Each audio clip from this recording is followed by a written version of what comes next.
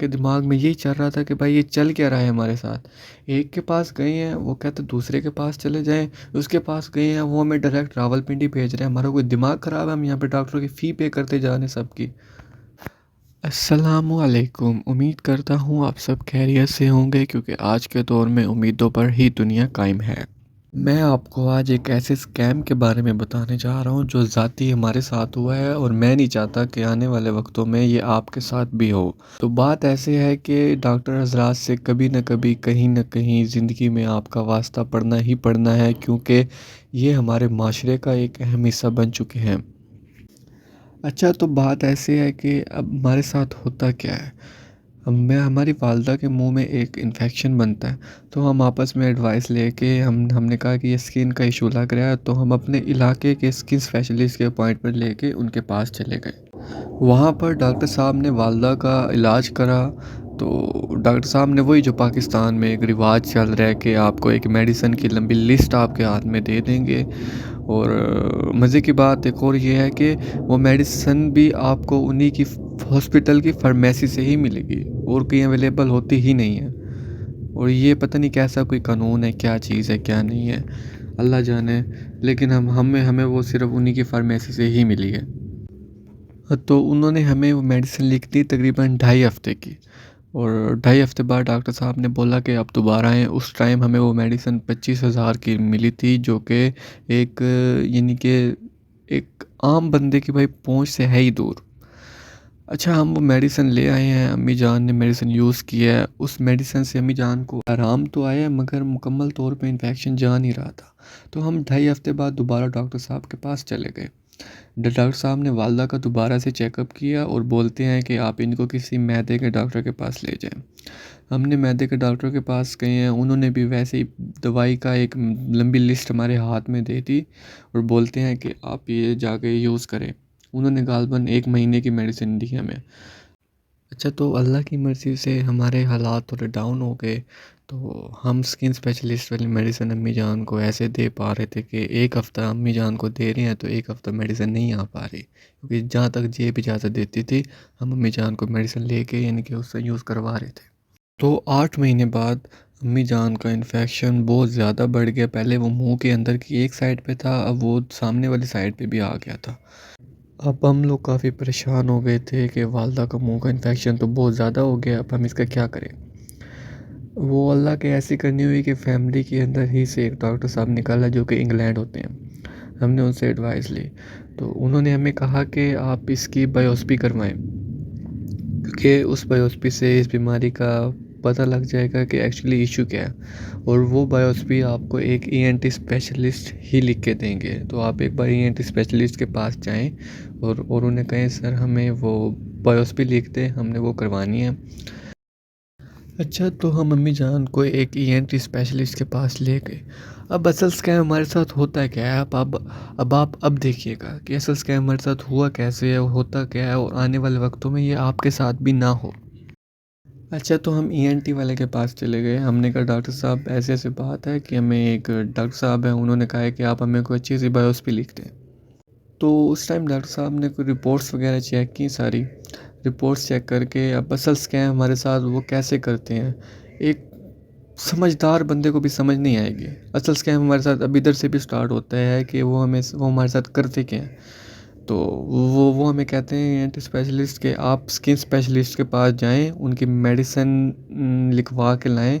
وہ جو medicine recommend کرتے ہیں میں اس میڈیسن کے حساب سے آپ کو بایوپسی لکھ دوں گا. اچھا تو انہوں نے ہمیں کوئی اسکن اسپیشلسٹ ایڈوائس دی کہ آپ ان سے چیک کروا لیں، یہ جو میڈیسن لکھ کے دیتی ہیں تو آپ میرے پاس آئیں، میں آپ کو ایک اچھی سی بایوپسی لکھ دوں گا. وہ اسکن اسپیشلسٹ بھی انہوں نے اپنا ہی ریکمینڈ کیا جو کہ ان کے اسپتال کے ساتھ تھیں. تو ہم ان کے پاس آئے ہیں اتفاقاً ایمرجنسی میں، وہ یعنی کہ آج چھٹی پر تھی، ایمرجنسی تھی کوئی، واللہ عالم ان کے ہاسپٹیلٹی والے کہہ رہے تھے ہمیں، اور یہ کوئی لیڈی ڈاکٹر تھی. ہم واپس آئے ہیں ENT والے کے پاس. ہم نے کہا سر ایسے ایسے وہ تو آج یعنی کہ ایمرجنسی کی وجہ سے نہیں آئی ہیں. تو انہوں نے ہمیں ایک اور اسکن اسپیشلسٹ لکھ دیا. اتفاقاً وہ اسکن اسپیشلسٹ ہمارے والا ہی تھا جس سے ہم 8 مہینے پہلے میڈیسن لے رہے تھے. تو ہم نے کہا سر یہ رپورٹس ہیں ان کی، ہم تو ان سے یعنی کہ علاج کروا رہے ہیں کافی عرصے سے. ڈاکٹر صاحب نے کہا آپ علاج کروا رہے ہوں، آپ ان کو آج چیک کروائیں. تو ظاہر ہے اب ہمیں علم نہیں ہے کیا کرنا ہے کیا نہیں کرنا، ڈاکٹر ایڈوائس دے رہا ہے تو ہم ان کی ایڈوائس پہ چل رہے ہیں، اور ہم اسکن اسپیشلسٹ کے پاس دوبارہ چلے گئے۔ تو دوبارہ جا کے ہم نے یعنی کہ ان کی فی پے کی ہے الگ سے، یہ سارا اسکیم ہی بھائی فی پے کروانے پہ ہے۔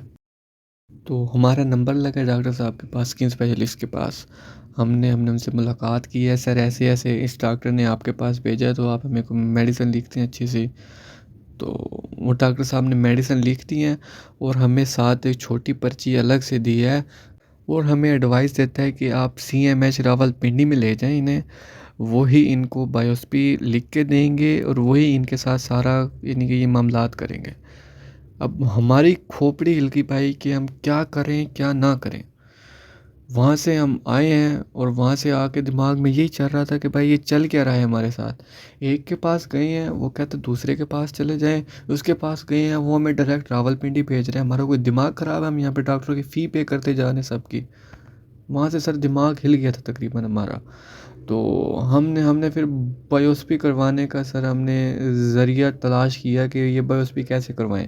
اچھا، تو یہ بایوپسی ہوتی کیا ہے؟ یہ بایوپسی آپ کے اسکن کے اندر سے ایک چھوٹا سا سیمپل نکال کے تو یہ لیبارٹری میں دینی ہوتی ہے رپورٹ کے لیے، اور یہ کام آپ کو ایک سرجن کر کے دے گا۔ اچھا، تو ہم ادھر سے ایک سرجن کے پاس چلے گئے، 1000 روپے ہم نے ان کی فی پے کی سرجن کی۔ تو ہم نے کہا ڈاکٹر صاحب ہم نے کروانی ہے امی جان کی بایوپسی۔ بات ایسی ہے کہ ہم یعنی کہ ایک ڈاکٹر کے پاس جا رہے ہیں، تو وہ یعنی کہ ہم کو ریکمینڈ کرے جا رہے ہیں دوسرے ڈاکٹر کے پاس۔ تو ہم نے پھر سرجن سے کہا کہ سر یہ آپ ہمیں نکال دیں سیمپل، اور وہ جو بھی اچھے سے اچھا سرجن بھی ہوگا نا، اس کی بھی فی ہوگی 4 سے 5 ہزار سیمپل نکالنے کی، جو کہ 2 منٹ کا کام ہے۔ تو وہ فائدہ اٹھا کے سر اس نے ہمیں کیا کہا، اس بغیرت کو بالکل شرم نہیں آئی، ان ڈاکٹروں کو سر شرم تو ہے ہی نہیں۔ اس نے ہمیں کہا آپ 25,000 اس کی فی ہوگی، تو میں آپ کو یہ نکال دیتا ہوں ابھی۔ تو ہمارے ہاتھ پاؤں ہل گئے، یعنی کہ یہ 25,000 والا یعنی کہ 25,000 والا تو یہ کام ہی نہیں ہے۔